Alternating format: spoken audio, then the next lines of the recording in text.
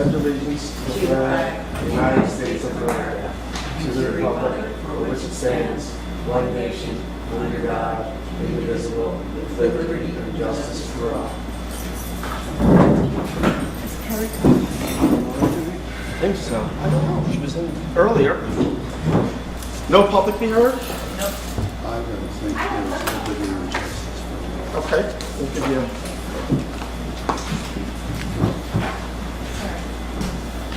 I was wondering about notices of meetings in the papers and on the website. I came to 2 meetings that weren't here. They were advertised in the Freeman and the Times. The Environmental Commission and the Board of Appeals. They were listed, The Zoning Board of Appeals? yes, What- as meetings that were occurring at the town offices. July 5th, and then the last, July 5th, that was probably WEC? that was the Environmental Commission, Yep. I believe. And then I tried to come to the Zoning Board of Appeals, and they weren't here either. But it was listed in the papers Do you know, was it listed?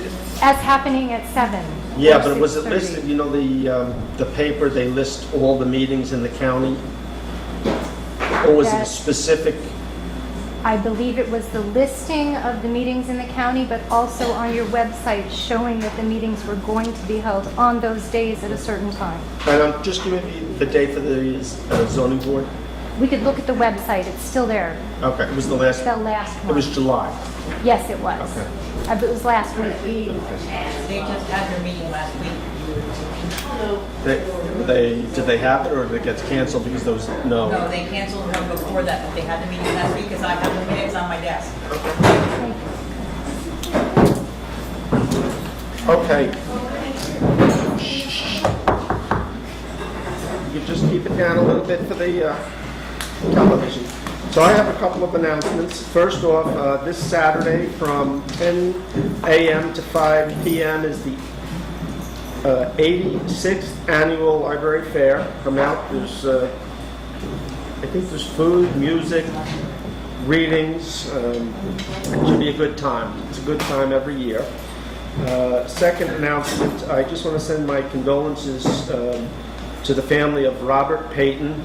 He is the father of Trevor Payton, who is the chairman of the fire district. So he passed away about a week ago. So our condolences to the Paytons. Phil, why don't you include the whole board on that? I'll include the whole board on that we all give our condolences. Thank you, Jay. Next, I, and if the board wants to, just want to congratulate a Woodstock resident, Robert Nuzzo. Robert has been a state trooper for a great number of years. He's been stationed in and around the area, and he was just recently promoted to lieutenant colonel and will be up in Albany. So that's a big jump for a Woodstocker, and he's an invaluable resource for me with police matters and legal matters. So congratulations to Robert. The board want to weigh in on that too? Yeah, okay, good. And can we get more play on parking things? Well, that's more the local cops. And lastly, a note from our highway superintendent, Mike Reynolds, that starting on July 26th, next Wednesday, Thursday, Friday, and then into the following week, they will be doing road construction up on McDaniels Road. So if you can go around. So, and with that, where's Ellen? Ellen? Yeah. I'll give you the floor. Come on up, and if you could come over here where the camera can get you. I'm Laura Kaplan, and I want to, first of all, thank the board, Bill McKenna, our supervisor, for this opportunity to speak about this critical issue, Woodstock's response to the national attack on immigrants, which makes our friends and neighbors terrified. A group of us have been working on this issue for a while now. We held a Know Your Rights forum in March. Last month, we began coordinating with Ellen Poville who started a petition of residents to ask you all to designate Woodstock welcoming and inclusive, a sanctuary town. I know some of you feel it's best for us to keep our heads down and not draw attention so as not to put a target on our town's immigrants. That would be a fair response if the town was involved in illegal or extra-legal activity to protect our neighbors and friends. But we're not, nor are we proposing anything like that. Given the national climate, I believe there is a moral imperative to speak out in defense of our community. And I want to say that I really feel that our country is experiencing a crisis of conscience that calls upon all of us to stand up and be counted. So, in defense, to speak out in defense of our community, to support those who live and work in Woodstock, and by taking these steps, we also support the other towns and cities in our area who have already taken these steps.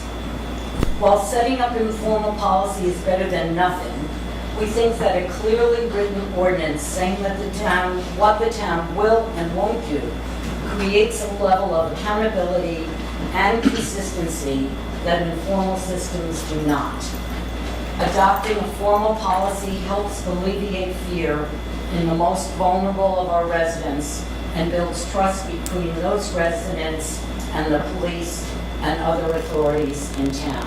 And a few of us are going to make some comments. I know we have 15 minutes. We're going to try to keep right to it. So I want to turn the floor over to Ellen Pova. Thank you.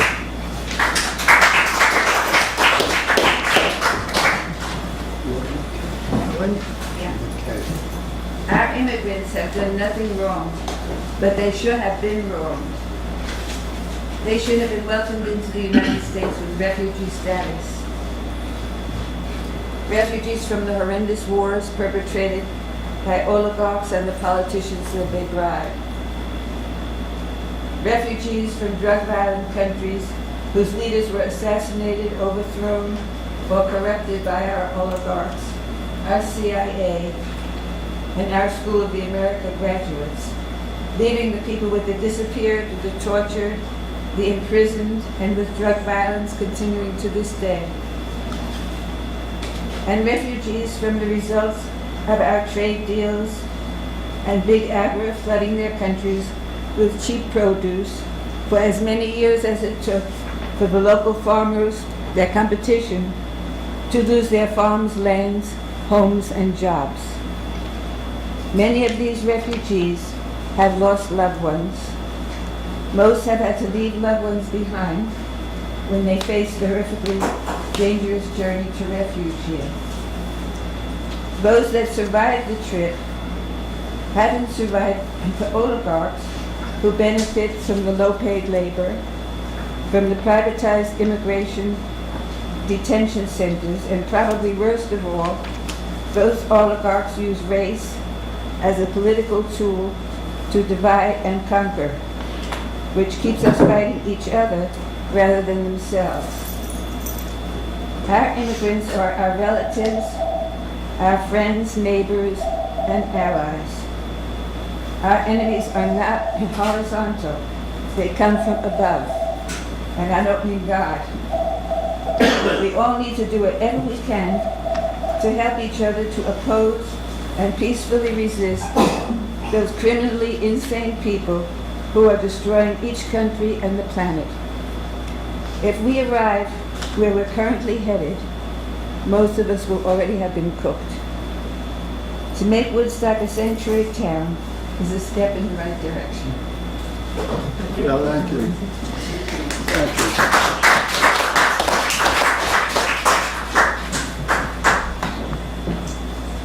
How are you? How are you? Good. I bring you something to see. Microphone, please. Yeah, I will. You can share that. You know, visuals are better than my daughters. Okay. And this is the work of some of the foreign children, the multi-ethnic children in this beautiful town of Woodstock. And I asked them to name and help each other by saying the qualities that they see in each other. So I just wrote it, and these are what they made. We are healthy, smart, kind, loving, friendly. We are sweet, brave, happy, playful, funny, loyal, brave, hardworking, and love our family and friends. We love Woodstock, our home is here.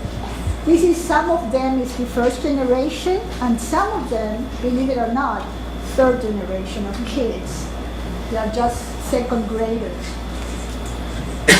Are any of do any of them live over in the Rocco developments? No, they live in Woodstock. Yeah. Here, yeah.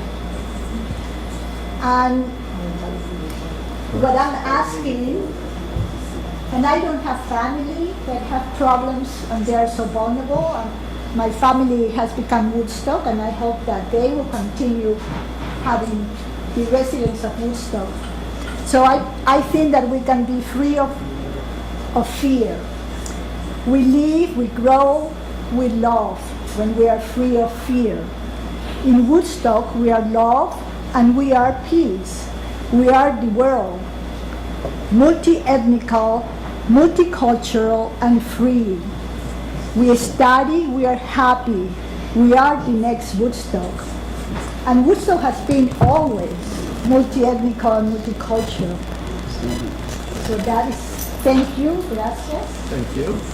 And all I want to be heard is, dear Woodstock Town Board, you can decide to create Woodstock free from fear. Freedom from fear allows us to be healthy and be the best we can be. All our potential allow us to love, to have friends, to be part of our community. Freedom from fear allows us to share, to give, to be safe with our families. Woodstock is a multi-ethnic and multicultural town. A school classroom with children from different countries offers children a multitude of opportunities to gain knowledge and to remembering that our world is formed by people that have different ways of living and thinking. Allows the children to identify with a child from a foreign land, enhancing their understanding and empathy, which will extend to a significant groups in their community and wider multicultural world. Woodstock is an example of peace and love for the world, and that's why I choose being here in '86. Let us keep that in the face of every resident. Thank you. Thank you. And they have the stars because to protect the face of the children. But there are stars too. Next. Hi, everybody. My name's Laurie Osmond, and thank you for making... Just turn it. What? So the Okay, sorry. My name's Laurie Osmond, and thank you for making time in the agenda for us. And I just wanted to speak to sort of piggyback on what Mercedes was talking about. The kids, I've had conversations with teachers at Onteora who've told me that our immigrant families, regardless of their status, are living in fear. And many families have already made contingency plans for who will care for their children if they're taken away while the kids are in school. What will happen when the kids come home from school and find them gone? They've had to actually take legal steps to arrange guardianships. But moreover, what really struck me in talking to our teachers was that a lot of these new American families are terrified to get on the road, to go to their schools' events, to go to parent-teacher meetings, to go to concerts, to do any of the things that we take for granted that we can do with our kids, because they're afraid to be on the road. They're afraid that they may get stopped, and not necessarily for their own status, but the status of a family member or a friend. They don't want to call any attention to themselves. So we have a lot of parents who don't have the opportunity to interact with their, to be part of their kids' education, which I think is is really sad. I can't imagine being in that position myself, and I think that to be clear and to communicate and to take a stand and to speak up in this time is really important, because especially for parents that are not that fluent in English, there's so much murkiness, there's so much fear, and there's very little clarity, and I think taking a stand would help to provide that clarity and assuage some of that fear. So thank you. Not to put you on the spot. No, that's okay, put me on the spot. What's the school board doing about it? We have not, well, let me put it this way. The New York State's Department of Education has very clear guidelines. Immigration cannot go into schools and question students without parents' permission. Any student, regardless of their status, gender, race, anything, living in the state of New York, is required to be given a public education or the opportunity for a public education. So the schools are educating everyone regardless of status. They are not turning over documentation if requested. It has to be with a parent approval. And the But school, that's a New York State. that's a New York State law. Law. Yeah, that's the New York State guidelines. And I have them. I can forward them onto the board if you'd like me to. I would. Yeah, I'll send that. Rob Kernet just sent them today. He was at a meeting on this, but it's something that I'm going to be bringing up for further discussion at the school board, just in terms of even just the district's responsibility to communicate with parents, because, like I said, I think there's a lack of communication all the way around. There's a lack of understanding, and there's a lack of clarity. There's a lack of statement, and I think that's creating a very fearful environment for people who just want to work hard and have their kids better themselves by going to our schools. Do you know if there's a difference for sanctuary cities and non-sanctuary cities with the regulations from the Department of Immigration? In other words, I don't know. I mean, I know that I can't quote federal law for you. I know I can tell you what New York State SED says in terms of our students, but I'm not going to pretend to speak for ICE. But I do know that there's been a lot of impressions created that local law enforcement is supposed to comply with ICE. I don't believe that they are legally required to, and there are steps and procedures.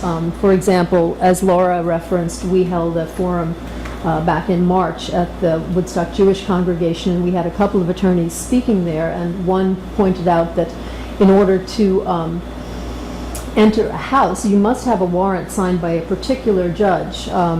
Laura would know, Laura and Linda would probably know the department, but it's not just any county judge. It has to be a judge in the particular department whose name is escaping me, but they're up in Albany. So you have to get a warrant with a person's name signed by one of 6 judges. For immigration purposes. For immigration purposes, yeah, to come in and search a house. But most immigrants do not know this, so they'll open the door, thinking maybe that's what they need to do. So there's a lot of murkiness and there's a lot of fear, and that's, and the sort of don't ask, don't tell thing will only get so far.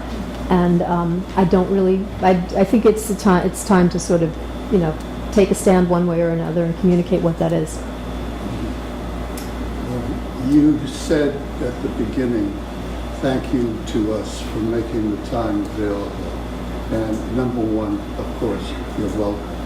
Number 2, our job here is not only technical and dealing with material and so forth, but dealing with the public and the public's need.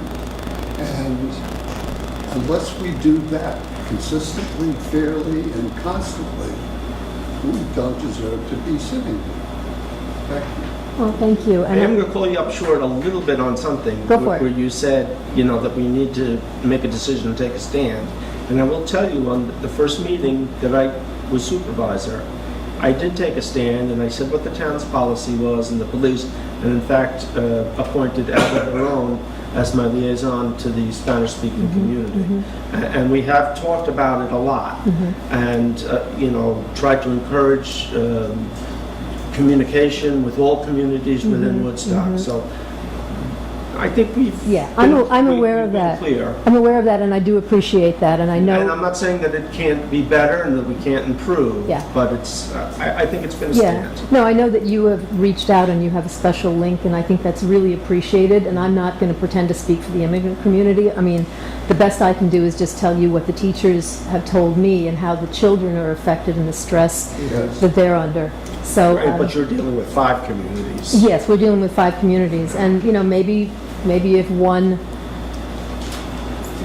takes the lead, others will follow. It's difficult to say, but yeah, the school district does take up 5 communities, and I know that, you know, a parent whose child goes to Bennett has to drive out of Woodstock Right.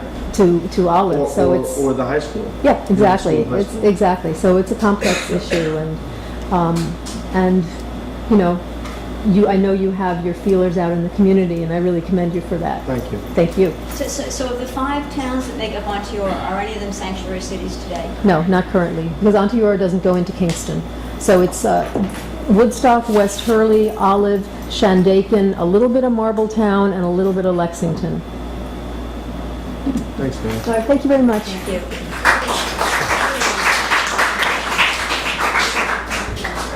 Next.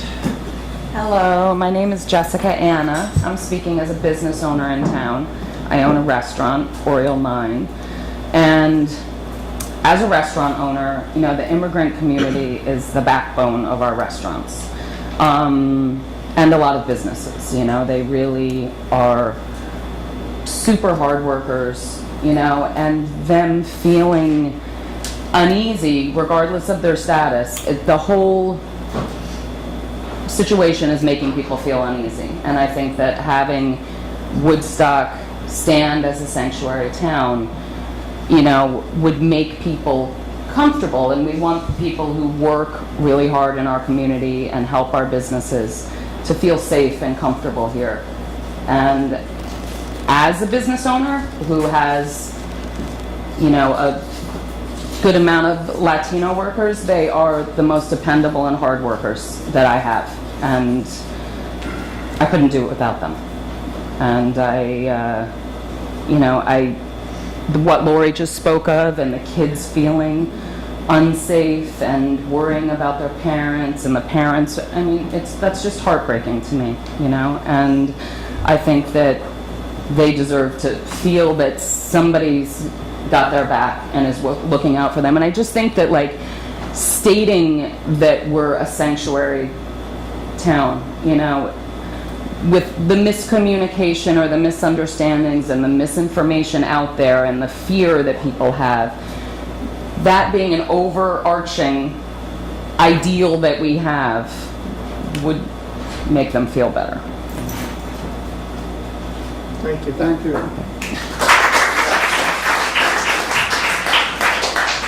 Anybody else? Yes, fewer people.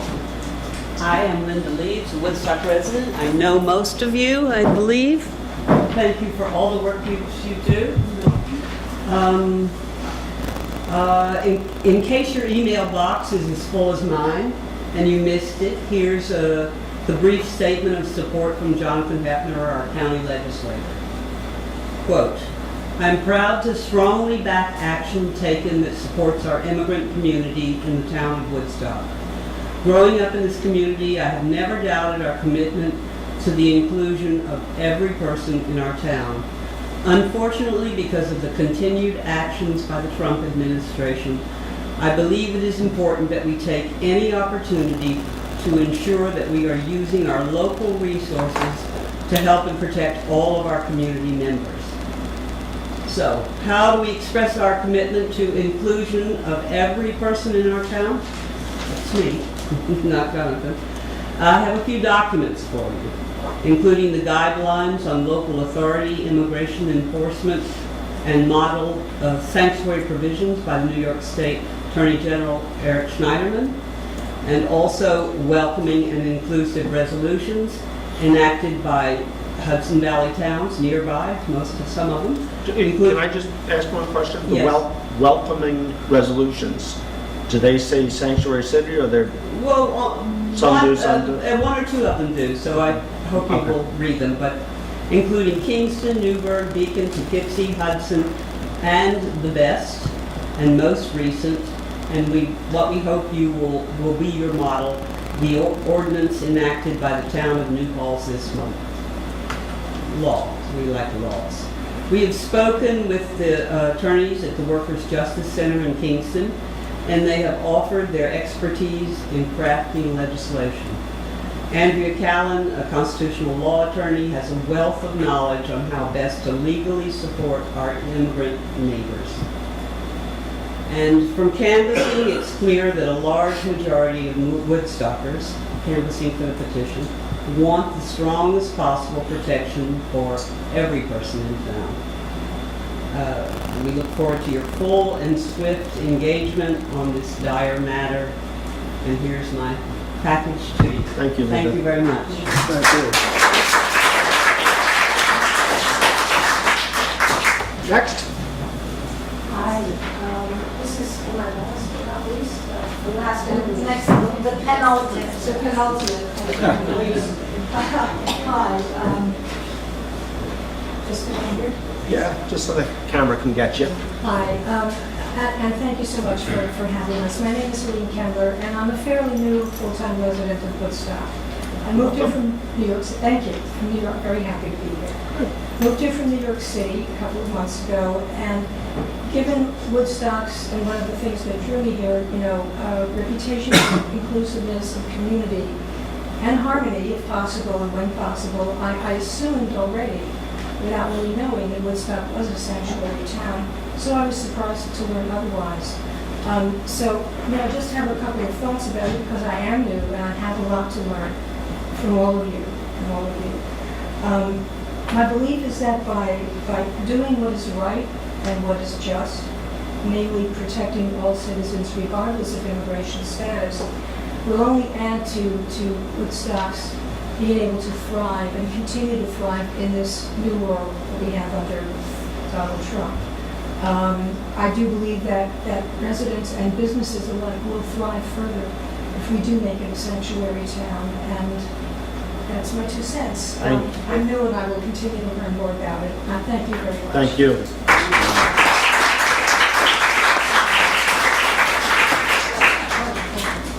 Yeah. Keep it as part of the record. Okay, Thank you. Good evening, Good evening. and thank you. I have several short readings. One is from Rabbi Jonathan Kliegler of the Woodstock Jewish Congregation.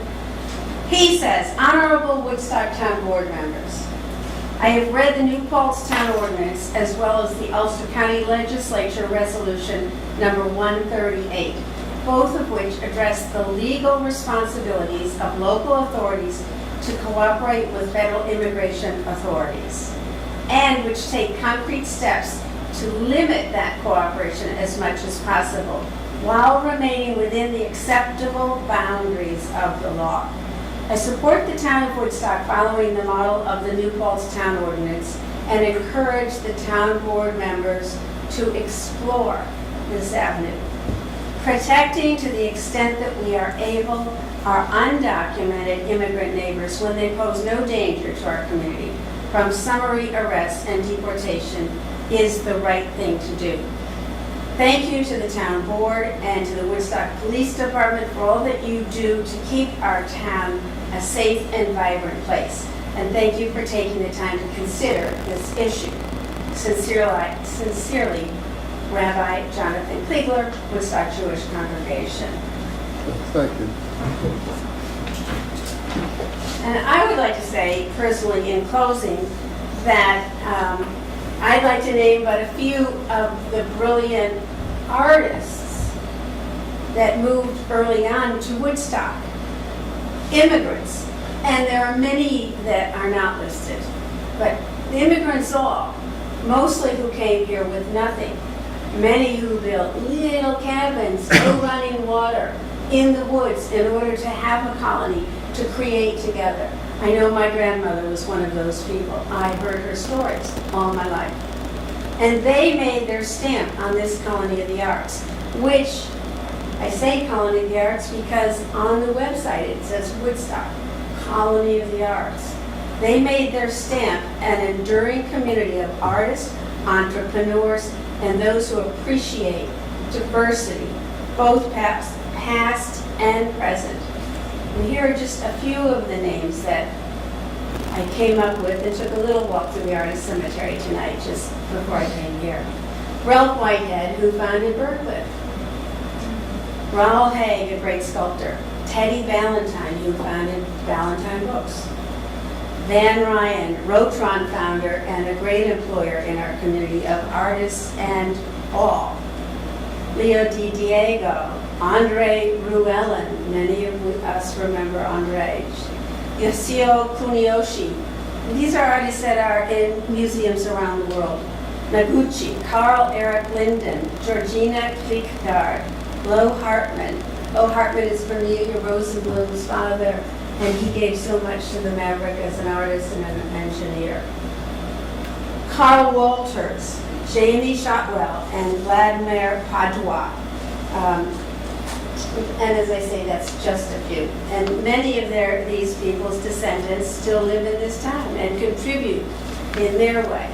And in closing, I just want to include, I printed, it's a simple Google search, sanctuary cities in the United States. It's 13 pages, it's very small print that lists by state, the cities, and there basically updates daily and weekly.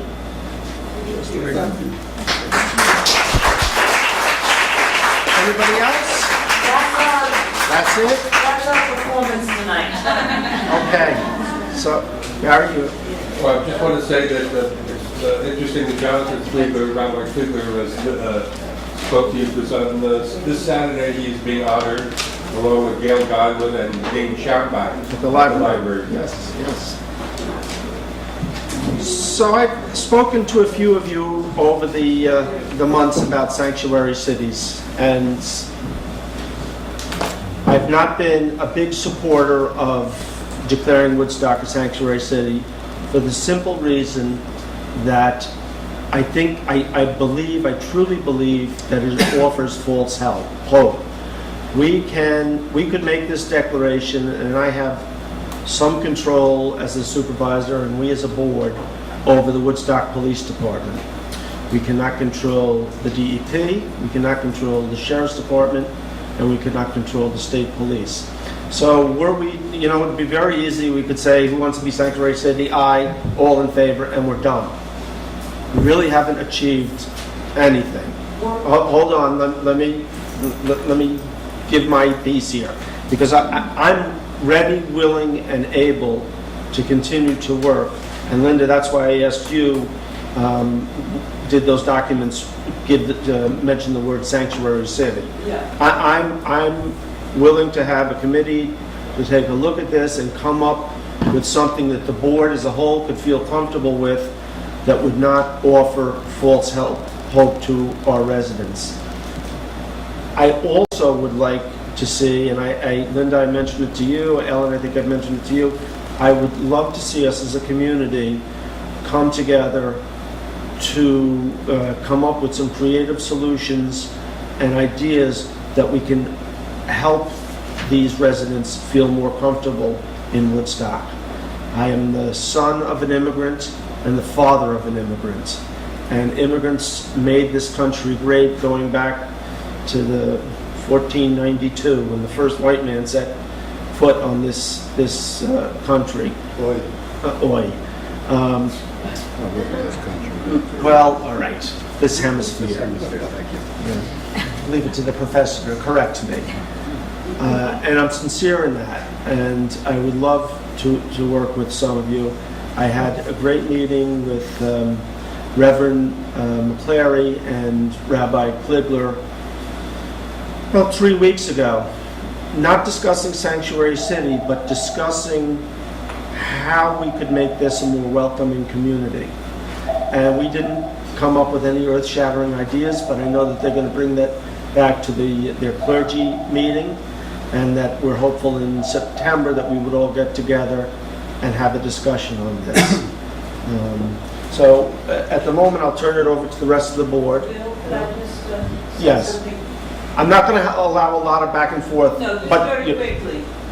We feel this is the first step of firm putting our feet down. yes. We certainly have all sorts of ideas for how our community could provide assistance, whether it's through some funding of needed legal help, needed.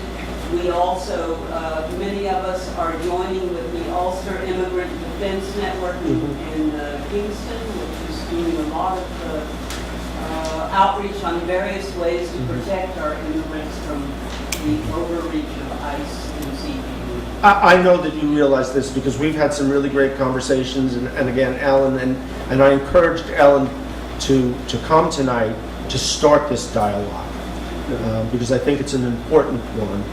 And Bill? I'll get to you in a minute. Richard, and then you. Sorry. You know, we are fortunate that we live in a great state. Woodstock, when this first came on the horizon back in January, the first call I made was to Clayton. I said, Clayton, what do you guys do? He said, and in fact, about a month ago, they issued a ticket to somebody who didn't have a license, there were no questions asked. They got their traffic violation, and that was it. There were no calls made, there were no reports filed about immigration status. That was the end of it. And he says, that's what we've done for 30 years. They just don't ask. It's don't ask, don't tell. The only time it would come up is if you get arrested, where they have to give an arrest report. There is on the state box or on the state form a box they have to check. They check it and they hand the paperwork over to the judge. They don't ask, they don't tell, they don't say anything. So we're lucky. The sheriff, he's indicated pretty much the same thing. They're not out there looking for illegal immigrants. I know that the sheriff's deputies, they'll issue a ticket and that's it. And the state police are no different. I had a conversation with a good friend of mine, and this is going back a while, probably in February. They were doing, the state police were doing speed control on a major state highway. There was construction going on. And at some point, a landscaping truck and trailer go flying by, and they get pulled over. And they were on the side of the road for some time.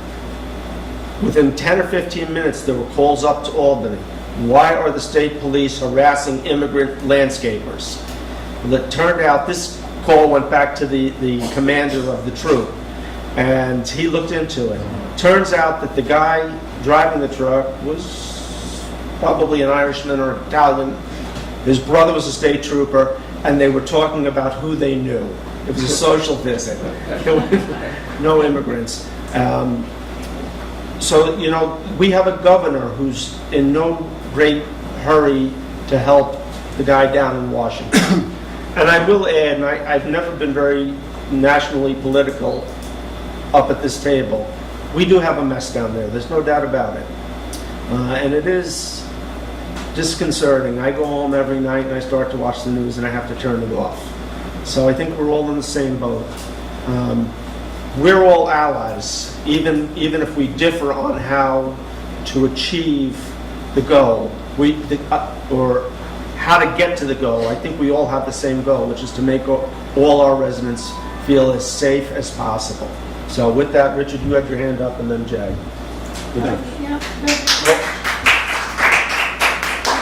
I'll speak. I know there are probably people sitting here who have their own concerns and they may agree or disagree. I think I'd like to hear if there's anyone out there who wants to say something that's not... You know, we went through the whole thing, though. Let's go around, and then if anybody else wants to talk. I don't mean people in the presentation, I mean other people sitting in the audience who might... Well, I open it up to... We'll go up to the table. It's up here now, and we'll go back. Okay. We will go back. This is not going to be... And I'll take a turn when it's my turn. Okay, I'll yeah. take a turn, too. So, everybody's... But Richard had his hand up. Can I go now? Yes, Oh, okay. go. Yeah, I'm sitting here listening to you, and thank you, by the way. It was a marvelous presentation, professional. You know, when you see things on the agenda like this, sometimes it looks like you get a little nervous. But that's history. But I'm sitting here listening to this, and it's frankly rather sad. It's been stated, we're a nation of immigrants. My great-grandparents are immigrants. And we have to go through this. Frankly, I think every town and city in this country should be a sanctuary city.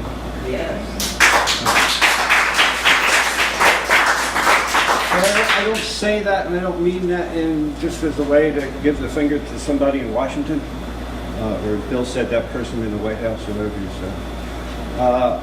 And we can make Woodstock a sanctuary city. But I got to kind of dovetail a little bit with Bill here. What do we do then? Because there's going to be people who aren't happy about this in our community. How do we start bringing these people together? How do we start to eliminate the fear that everybody spoke to? How do we get the other side to appreciate those that are here in Woodstock that they may think are, quote, different? How do we move forward after we do that? A piece of legislation or a resolution, and that's fine. But where do we go from? I don't want to see us 2 months from now just talking about budgets. How many police cars we're buying or something like that. What do we do to keep going forward? So that's my commitment, and I'm glad to help and work on that and do whatever we can. But I think knowing Woodstockers, I think we can come up with something pretty special and pretty unique. Thank you. Right away, I just want to say my son's writing is getting better. It is. I would just say that probably 3 or 4 years ago, to see this on the agenda would have scared the hell out of me too. But I've had such wonderful conversations with a group of people over the last 6 months, and it's really been nice. I mean, they're courteous, polite. There's never any yelling. I think by and large there's a lot of agreement. There's far more agreement than disagreement, and we'll just have to figure out how to get to that goal and help. We do have about 500 signatures already from town people, and we have 50 business proprietors who want us to move along in this effort. All right, Phil Adams. Jay, you're up. Yes, thank you. It wasn't very long ago when this board unanimously decided that to forbid the Woodstock Police Department from having armored and armor weapons and vehicles in this town.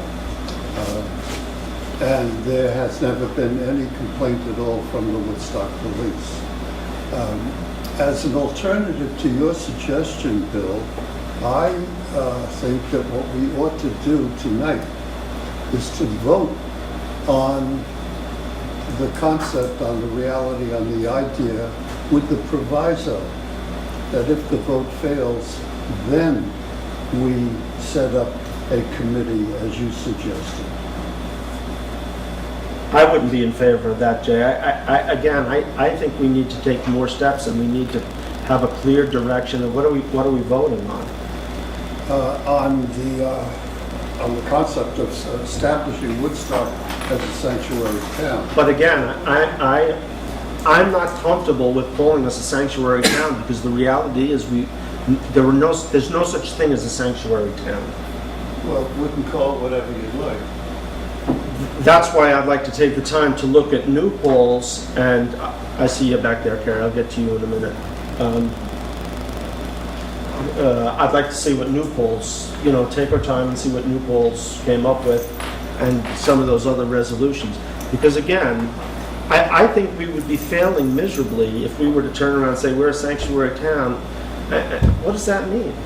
I can't keep this. What it can mean is that we have good thoughts. I want more than good thoughts. Yes, I do too. And if there are any subsequent... we'll go back to the audience. We're just going to finish up here, and then I'll come back. If there are any subsequent technical problems, then there's nothing to prevent us from looking into them. Mm-hmm. Or getting further education, knowledge, whatever. Mm-hmm. There's nothing to stop that. Jay, I feel like that's, getting rid of the ACA before you have a new medical program out there. Before we vote or write some kind of resolution, legislation, we need to get the information because we are here to help as many people as we can, but not to hurt any people in the process. And that's my concern. We have to help the immigrants, protect the immigrants, do what we want without hurting somebody because of some law we decided to say, and I'm in favor, I agree with everything Ellen said and what people said, but sitting up here puts me in another position. I want to make sure we don't hurt anyone while we're helping. Yes. You know, I keep going back to Nazi I'm sorry, Germany. I wasn't supposed to talk I keep going back to Nazi Germany when there were people who were hiding and supporting the Jews, and they didn't go around saying, oh, we're sanctuary, hey Adolf, and flipping the bird. I mean, I don't want to go there. I want to do... I hear you. I'd like to respond to Kathy. And Laura's next. The issue of a sanctuary town, city, state, nation, whatever, is totally different than the issue of the ACA. No, I know that. And we're talking about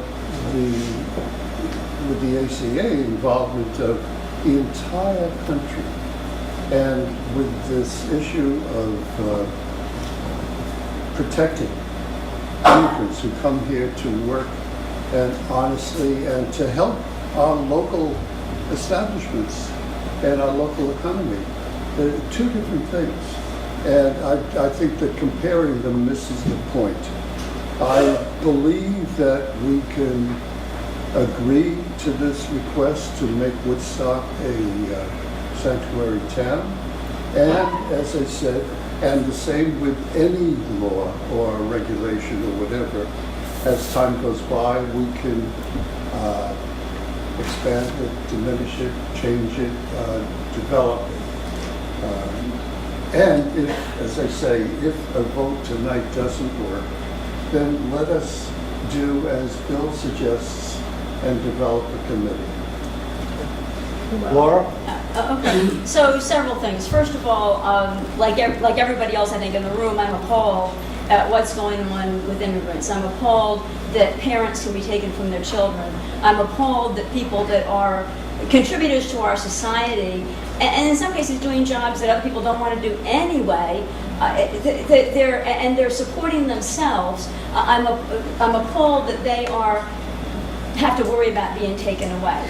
I'm also worried, I don't have facts on this, but about detention centers. I think Kathy brought that up at a previous meeting, detention centers being built, and why in the world would we take people who are supporting themselves and take them out of the workforce and put them in a place where taxpayer dollars need to pay to support them? I mean, there are so many appalling things here going on. I'm a believer in diversity. In my day job, I work with people around the world. It's on the phone, but I'm working with India every day. I work with Brazil, Philippines, Mexico, and people are people. I like to look at people at who they are, what they contribute to society, what they contribute. It doesn't really matter male, female, what the sex is, what the race is, what the nationality is. What's important is what kind of people are they, what do they contribute. So I certainly am a believer in all that. I agree with Bill on we should look into this, and Kathy as well. I agree that we should look into it because what can we do to help the most?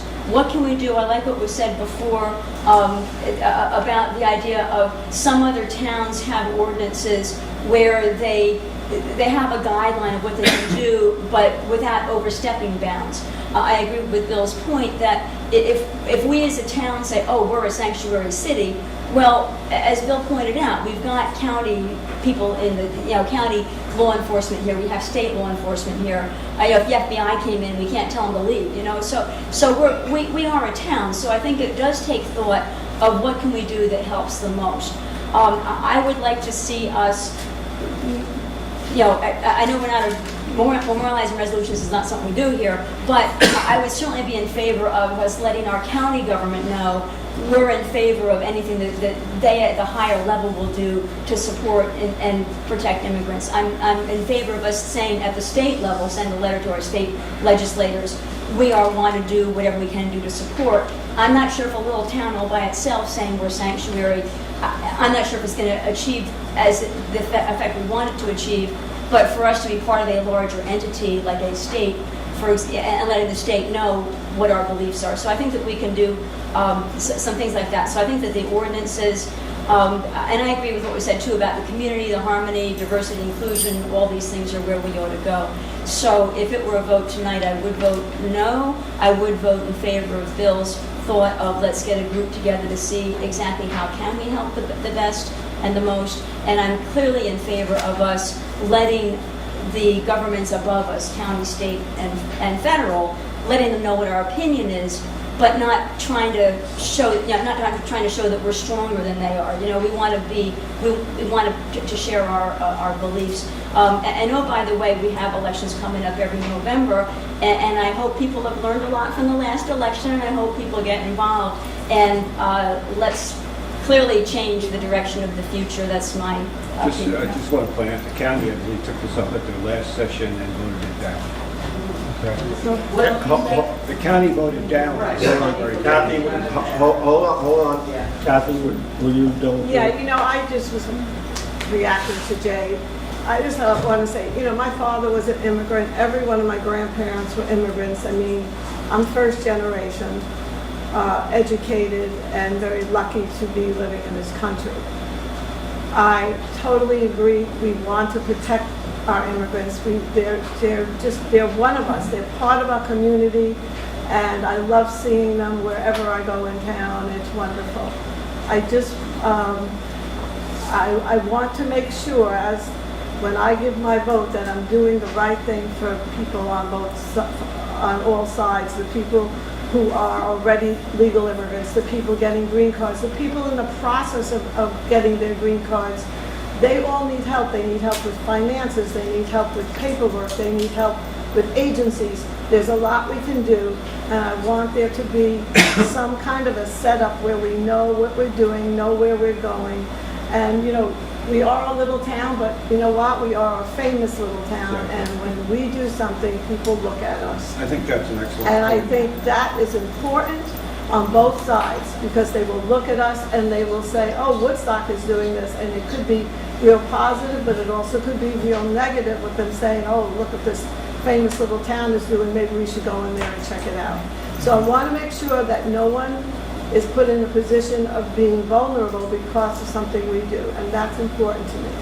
So, I totally am, as I said, I'm first generation from my family, immigrant.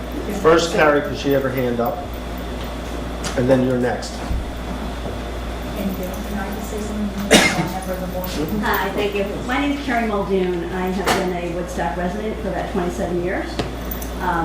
And for full disclosure, I also work for the town. I just want to come at this from the point of view of somebody who has a family member who doesn't have status. And let me just start out by saying, I think what everybody said is terrific. I'm not against anything that was said. I just want to come at you guys with the understanding that, and my daughter's in the back, that this is not such an easy issue for people who don't have status. And many of them are afraid that if we get the focus on us, that is going to invite problems that, frankly, we don't have right now here. My son-in-law is from El Salvador, okay? He's been in this country for over 10 years. He pays taxes, etc., works for his own family, all of whom have varying degrees of status. And he does not. He's in the process. It's a $10,000 process. He and my daughter are about to have a baby in January, their first baby. The last thing I want to see is something happen to this kid. I love him. He's my own child. He may as well be.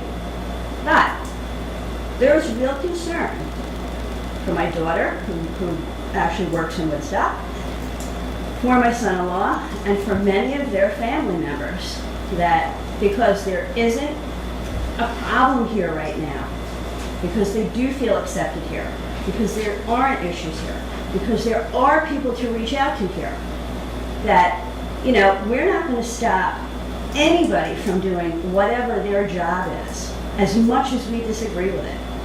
I will say, several years ago, Andy works for his brother's restaurant up in Hudson, coming home late at night. There was a period of time when he was getting followed. And my husband at the time was a retired New York City detective, and he said, well, they're looking for a righteous stop. I spoke to Jeremy, who I worked for at the time, and Jeremy and Clayton and I had a conversation, and it wasn't one of those things like, hey, we don't want you guys doing your job. It was just, here's what's happening. And that stopped. Now, I will tell you that my son-in-law in 10 years has been pulled over for speeding probably 3 times. Not just here, twice on the thruway by state troopers. He gets a ticket, he does not go to court, he pays the fine.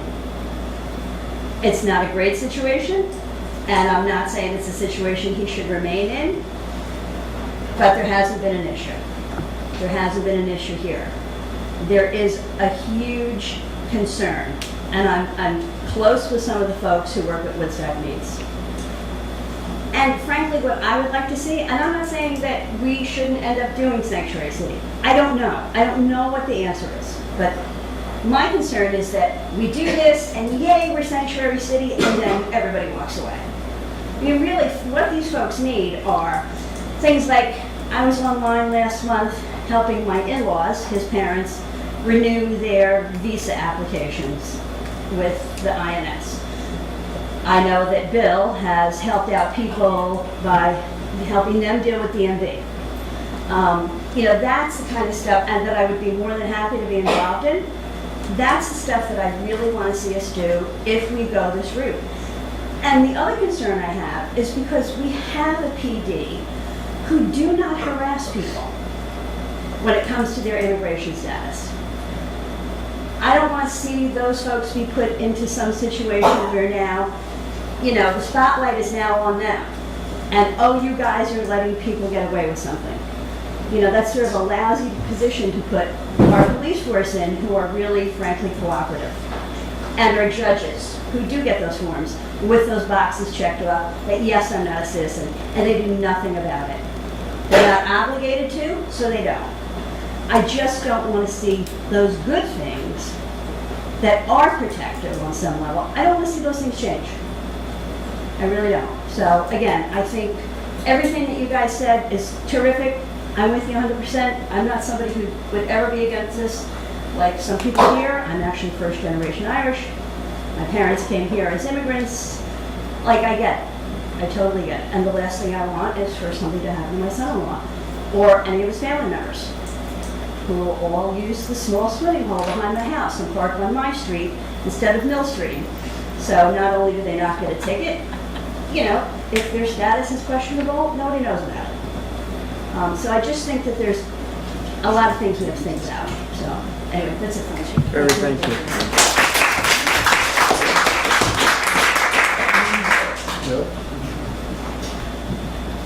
I promised this one first. Okay.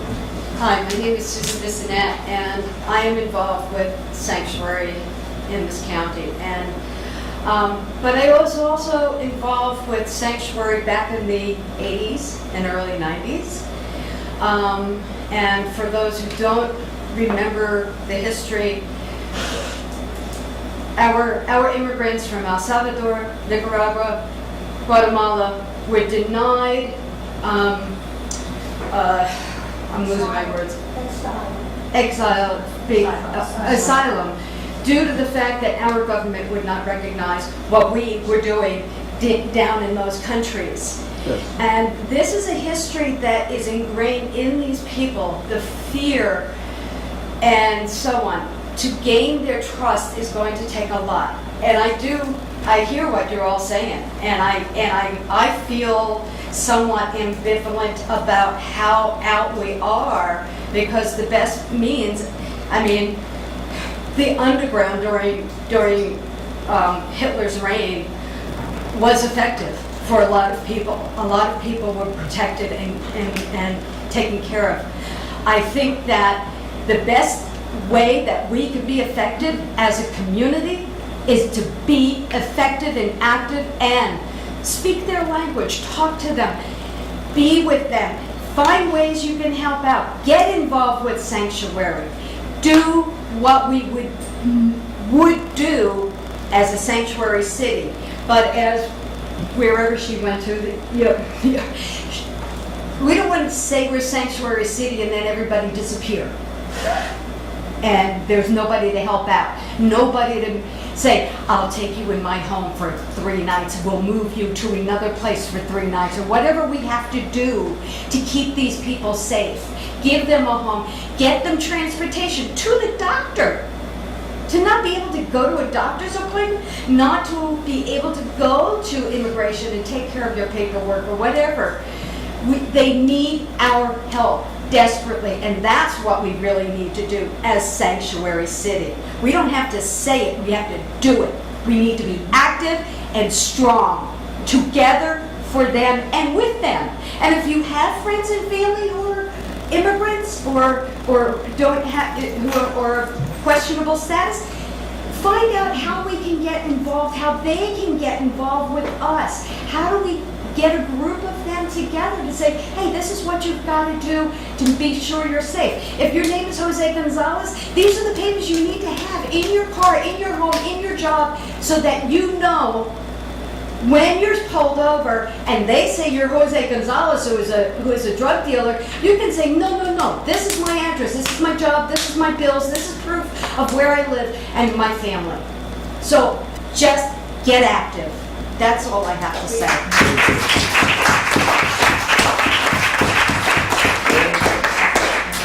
I'm not going to stand up. I just want to say that I agree totally with what has been said by everybody. I lived in Venezuela for 27 years. I just moved back. And one of the things that I know that most of these people are afraid of is they are afraid of what they left. And they don't know whether it's here or not. And so me being able to talk to them in Spanish makes them feel very comfortable. They will come and they will ask me questions. Getting involved really is the most important thing, but you have to gain their confidence and their trust. They are more fearful of that you're going to turn on them. I mean, we have people that pay our taxes, because I also work for the town, and they save all year long, but they won't put their money in a bank. Because the banks in Latin America are not, you can't do it. And I lived through it. I know what it is, and I understand where they're coming from. They feel very comfortable here doing what they're doing, low-key, but they would, the more that we can help them, and it's very intimidating. They don't understand government. They ran from the governments that they were living under, so they don't trust them. And so anybody that walks in and looks imposing or says to them, do you have, immediately their guard is up. And if we can get through that, that's how we can really help them. And yes, by helping them fill out paperwork. A lot of them don't even understand where they have to go or start. And they want to do the right thing. They just don't know how. And if we can help them know how, even communication is just so important. And these people love to talk. They're very sociable. And to get them to talk about it, but even having meetings with them where they can open up and say what they're worried about and let other people know and let other people in to help them would be fabulous. That's just my opinion. Thank you, Lynn. You get the last word.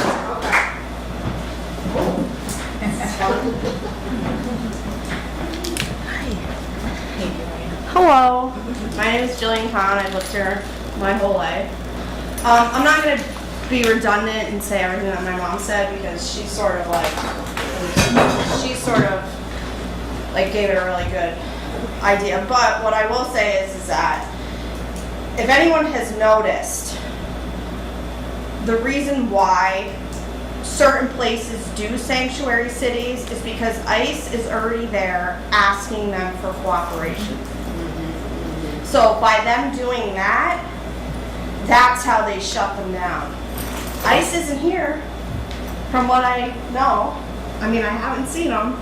So I don't disagree with being a sanctuary city, but it has to be thought about because you're putting this town on their radar because they're not afraid. because they'll come in, and yeah, they do take people from their families, but I also think that what people sort of forget too is that when ICE goes to get somebody, there's a reason for it. Most times, there is a reason.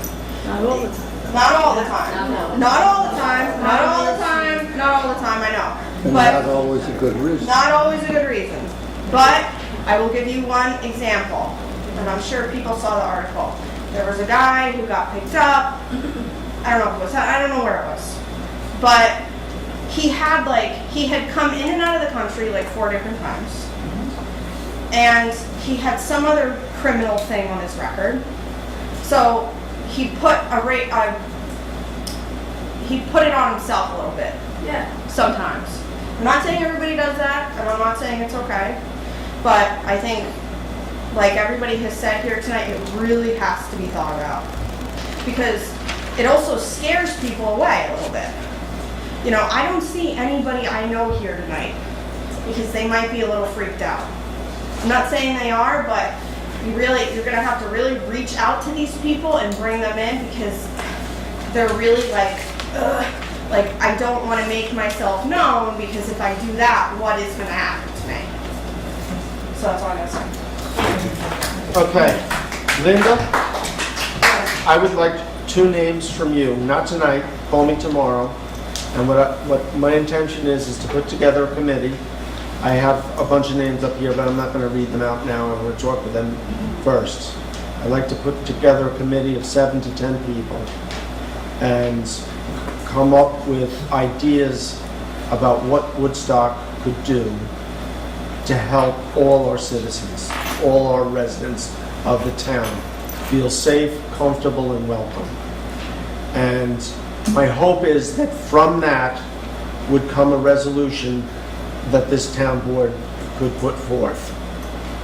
So if you could give me a call tomorrow, and I hope you'd be one of the names. Okay. Could I have 15 seconds just to address what you said about Germany and hiding people?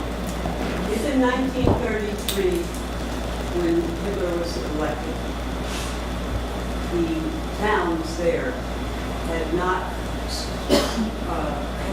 had stood up at that time. Who knows what might happen?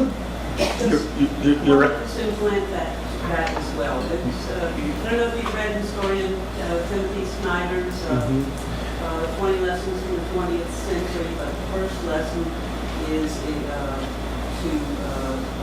don't give your agreement in silence or whatever in advance. So, don't misunderstand me. I'm not necessarily saying that the people of Woodstock should be silent. In fact, I have encouraged, we should be calling that SOB up FASO every day.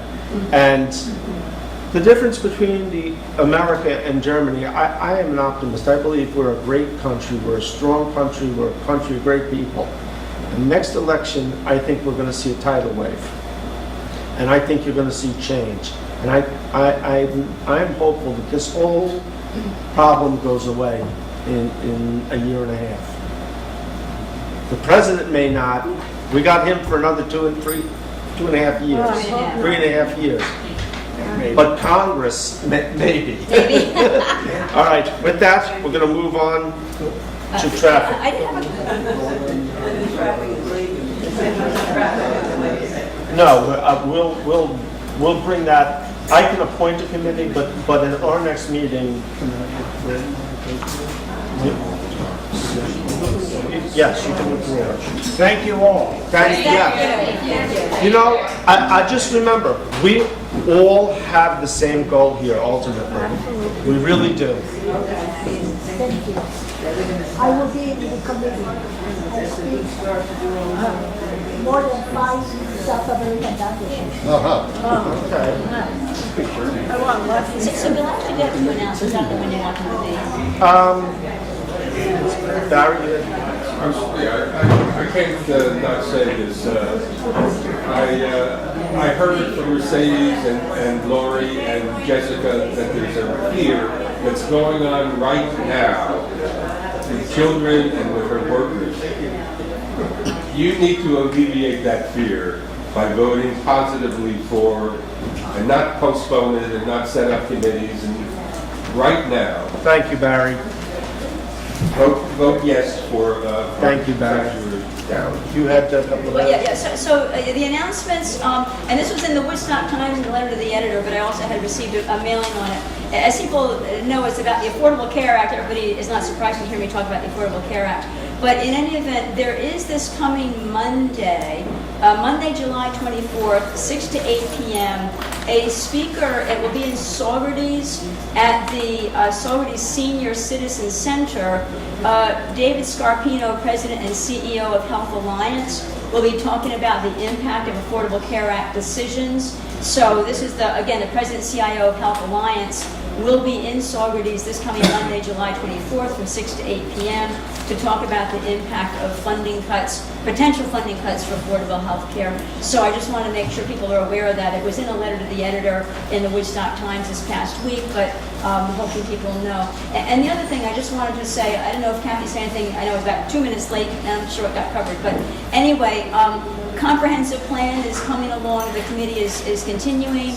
And Carrie had put the last meeting apparently up on YouTube, so those that are missing comprehensive plan committee meetings can still catch them. They are on YouTube, and also the committee did receive a first draft, which the committee is looking into. So things. So we're moving. I mean, I don't have any statement on how that first draft looks, but the point is the comprehensive plan committee keeps moving forward, and I think that's a very good thing. And our speakers at the last meeting were our assessor as well as our building inspector came to talk to the committee about what the state of the town is and some things that they see and things we should be looking at. So just want to let you know, comprehensive plan committee is moving forward, and I'm very happy about that. Thank you, Laura. Richard, you have an announcement? Just real quick, I'm pleased, I want to thank, first of all, Mid-Hudson Arts. They recently handed out grants, and Woodstock did exceedingly well. I want to congratulate the Woodstock Arts Association and Museum, the Historical Society, and the Center for Photography for each receiving grants from the Mid-Hudson Arts. Also, a grant went to the YMCA, which will be used to bring children to Woodstock to study art at the School of Art. So Woodstock did extremely well. It's important we support these institutions and continue to support funding the arts in Ulster County. Thank you. Kathy, did you have any announcements? I mean, I could talk about Brexit. No, please don't. But I think I'm good. Jackie, can we adjourn? Let's do some resolutions and then we'll come back to traffic. Okay. Okay, be it resolved to accept minutes for the meetings held on June 20th and July 7th, 2017. Second. Now, I did have, I made a couple of notes, and when I reviewed them today, I made some scribbles, and I know that Jackie's not in, so Lynn, do you look at the scribbles? Jackie will look at the scribbles. Jackie, okay. And the other thing is, I know when we talked about the, I'm having a brain go away. Okay, the Constitutional Convention, and then we talked, and I know that Jackie mentioned the minutes that I brought it up, and I did, and then, but I think that, Bill, you carried away the to-do to get up a town meeting, so I just want to make sure that I know whether that to-do is owned by you or me, so I just want to make sure that we note in the minutes. Say it again. The Constitutional Convention vote is in the November election. And so people at the meeting said, well, it'd be great to have a town meeting with speakers. I have a call in on that. But my only point is just to be clear in the minutes, who's got the to-do. I think you have the to-do, but... I have the to-do. Okay, I just want to make sure it's clear who's got the to-do, Okay. that's all. All in favor? Aye. Be it resolved to accept the town clerk's report. Second. All in favor? Be it resolved to authorize transfers for transfer sheet. Second. All in favor? Aye. Be resolved to authorize payment of ordered vouchers in the amount of $155,594.05. Second. All in favor? Aye. Be it resolved to appoint Gayleen Hart and Cindy Morrow to the Tree Committee. Second. All in favor? Aye.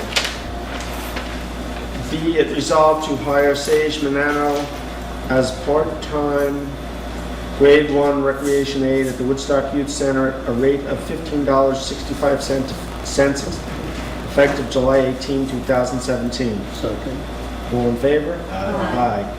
The Sage, if you recall, was there, resigned the position to go over to a short stint over at the Ashokan Center. That was like a year project, and saw that we needed some help, so came back. Be it resolved to appoint Tony Giammo, thank you, to the Como Advisory Committee, term to expire December 31st, 2018. Second question. Yeah. Was there a second person involved? I never got a letter. Hopefully at the next meeting, but I never got a letter. So I didn't want to. Yep. All in favor? Aye.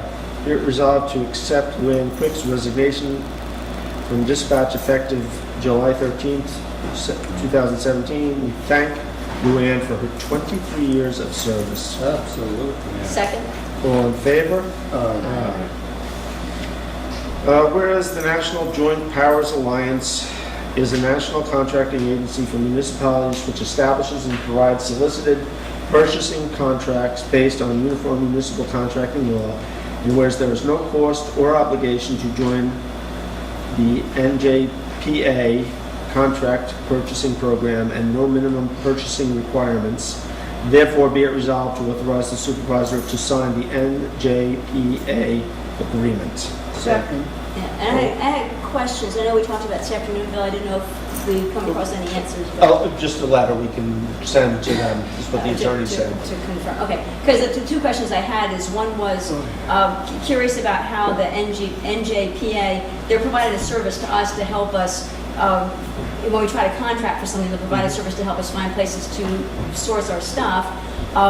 And so I'm curious how they're paid, because we're not paying them.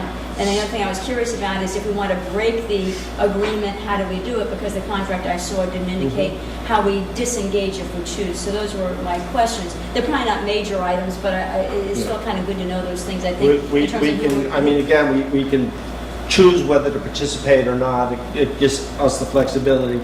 I will also tell you, if you recall, a number of months ago, I mentioned the governor's decree that counties and towns and cities come together and come up with cost-sharing plans. One of the plans that we're looking at is shared purchases. And interestingly enough, the county isn't necessarily always getting the low price. I know recently, the end of the last winter, I believe they were paying $90 a ton for salt, and some of the towns were only paying $60 a ton.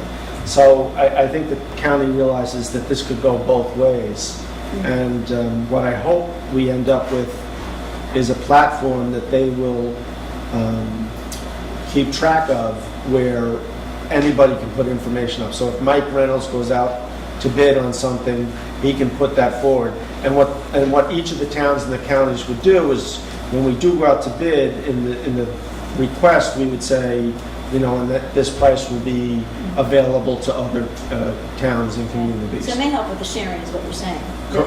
Hopefully. I mean, the more people, the same with this NJPA is that, if they go to somebody with a list of 500 communities and a vendor looks at that, they're going to say, okay, now they know they're not going to get all 500, but they might get 10% of that. Yeah. If they go with a list of 5,000 communities, there's even more buying power. So. Yeah. Okay. Good points.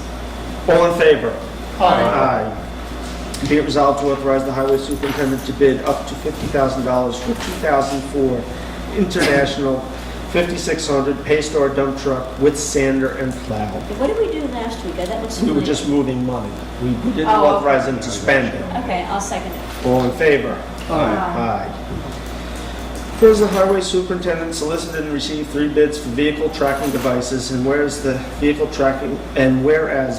tracking solutions was the low bidder at $19.99 per vehicle per month with no additional fees, Therefore be it resolved to authorize the highway superintendent and town supervisor, if needed, to sign the one-year agreement with Vehicle Tracking Solutions. Second. Okay, anybody have any questions on that? What were the other bids? There was Bigger. another bid that was, I think it was $19.99 per month per vehicle, but there were installation charges and service charges. It's a one-shot deal, it's the $19.99. And the other, I have it right here, you were supposed to look at it, Jay. The other was a lot more. It was, it wasn't a lot more, it was $24.50 per month. That's a lot. Yeah, it's $5 a vehicle, and there was a charge for installation. So, Good. Thank you. this will help with safety. It'll help with tracking the guy, where the guys are. They get a lot of calls about, where are the plow trucks. It will help Mike utilize and make things more effective and efficient. And also, where there are emergencies, he can look at the map and say, okay, I got these 2 trucks here, and anyway. All in favor? Aye. Okay, whereas some water district users desire manual water meters instead of meters with radio transmitters, and whereas these meters take time to read and input the data, taking time away from other valuable other operations, therefore be it resolved to permit the head of the water district to install water meters where requested and charge $75 per billing period to cover additional time. And I'm going to add, give me a second for, what was the discussion? Sure. Second, okay. I'm going to add in here too, $75. Also be it resolved that the water district customer will pay any fees associated with exchanging or adjusting the meter. You mean pay for the meter? Yes, I will explain that one. You have that written down, Lynn? The water district customer will pay any additional fees? Any additional charges associated with changing or adjusting the meter.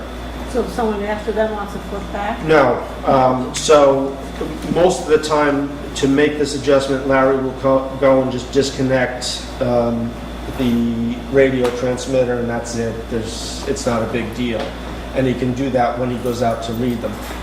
On occasion, it might be necessary for him to actually change the meter altogether. For instance, if it's in a location he can't access.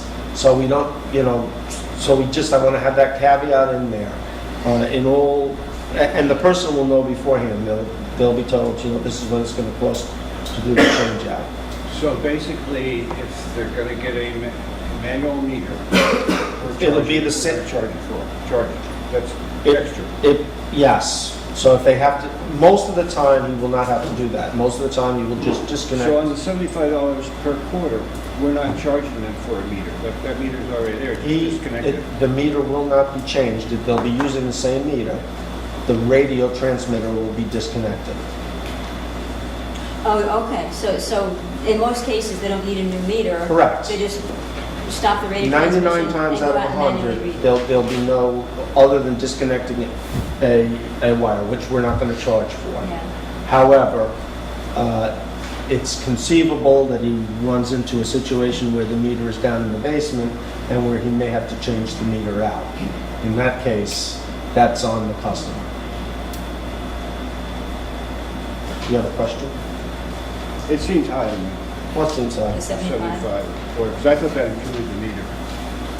No, that's per billing period. I know, so Yeah, $300 a year, Well, and there's no cost for a meter. it takes him time to go out, read the meter, then he's got to come back in, then Log the information manually. then it's all got to be logged manually. So you've got 2 or 3 people involved in all this. Yeah. Still $75. Okay, well, if, Yeah, and I guess I had a question about the addition because $75 to me does seem a little steep, but people can plan for it. Either want it or they don't. They can plan for it. And I'm a little concerned about then they may have these extra fees that they don't really know ahead of time if they sign up for this, what the extra fee is gonna be, if there has to be a fee to change or adjust. That they'll know before they make the change. They'll be told beforehand whether there's an additional charge. Right, but my point is, say they have a meter that's being read manually, and then it goes bad. I mean, right now, nobody pays for their meters because the water department just puts your meter up, right? So nobody's paying for meters today. So I'm not sure, making them pay for a meter tomorrow, if they have to change it out. You're saying before they even embark on They have a this. meter, they want a new meter. Right. And I guess since the town of Woodstock has always provided meters, to me it seems odd to now Well, make we them. do. No, I'm sorry, Bill, but I was gonna say that the first meter that was put in, way back when they changed over to these meters that were no longer read manually, read by this radio, and the only reason I know this is because I did it once, that they didn't charge for that. But any meter now that has gone from that on the blink, they have been charged for all those Oh, meters. really? Yeah. So if my meter at my house or whatever property I have in Woodstock, if my meter goes bad, I get a bill from the water department when they fix my meter. So that's business as usual for them. Gotcha. Do we know the cost of an analog meter? I don't, no. Well, then it would be labor to install it as well. It wouldn't just be. Are we charging labor too? Well, that's what the $75 is. That's- No. $75 is to go and record, go to the house, take down the reading, come back and enter the reading. What you're saying is we're also going to charge for the meter, and what Laura's bringing up now Well, is the labor charges for the installation of the This meter. is 1 out of 100 cases. I'm is just what I'm asking, saying. is there installation charges for the? I don't know what Larry does, whether he just charges for the meter or whether there's a labor charge. Yeah, and I guess, so I would just make one change to your, because when I wrote down what you said, they said we'll pay any fees associated. I might rather say we'll pay estimated fees or documented fees or projected, the fact that you said it's going to be approved by them beforehand, if there's some way to throw, where instead of saying paying any fees, that sounds kind of. Read it to me again. Also be it resolved, the water district customer will pay any additional charges with changing or adjusting the meter. Those charges to be pre-approved by the customer. Okay, I like it, thank you. Do I have a second for the change? I think, well, I'll second the change. Okay, all in favor of the change? Aye. No, okay, so 4-1. Did I hear Jay? 4-1? I don't know Yes, if I heard Richard Jay. said no. Oh, I didn't hear that, Okay. sorry. All in favor for the, Can I just explain, nothing against the water folks or Larry or anybody, I just think we need a little bit more information, and I feel more comfortable. but there is no, Well, it just seems high to me too as well. That's all. okay. The Well, $75. Especially since we don't charge that if you're moving. Well, let's talk about that afterwards. All in favor for the initial Well, resolution? can we talk about the, so $75, when they determined, because it seems high to me too, to be honest. When they figured $75, like 50 would seem a little better, because 75 is 300 a year, 50 would be 200 a year. So they're thinking No, that to go, we went over this, we spent 2 hours going over this. in terms of what they think the If you added want to come cost. into the office tomorrow. No, that's okay, no. So you've already, you feel confident that's the added cost to the department? We spent quite a bit of time going over Okay, this. yes. and you and Larry are both confident that's the added cost? And Pam, yes. Yeah. Okay, fine. All in favor? Aye. For the original estimate. For the whole, Okay. yeah, Okay. Now, with regard, you brought up a good point earlier today in that there's a $25 charge. If you're moving out of the district, you're selling your house, right now there's a $25 fee. Larry, when I brought this to his attention that you brought this up, thank you, suggested, yeah, that we should bump that up too. So, thank you. Okay, but it shouldn't be the $75 because in that case, I don't understand the difference of going out and reading a meter. can I tell you? Well, can I ask the question? Go ahead. I don't Yes, understand the sir. difference of going out and reading the meter for a regular customer that's just moved to an analog meter and entering the data as opposed to going out and reading the meter for somebody's moving and entering the data. Okay, well, again, Larry's going to come back with a price. He said it shouldn't be the $75 because all he has to do is drive past the house and read it electronically. I got you. Okay? So we're gonna charge more if it's an annual meter? We should let him, we'll have that conversation. We'll have that conversation. But so that'll be next month, Bill. Okay. We can argue about that. Okay. Bill, just one second. I'm a little confused about the resolution and what you wanted to find the ayes and 4-1, Richard no. Richard- Is that on all of the whole thing or just the last part? He didn't vote on, he voted against the change, but he voted for the resolution. Okay. Voted no on change, but yes on resolution. That's my fire pager. Thank you. There must be a call, and I didn't hear it. Thank you. Now it's gone, right?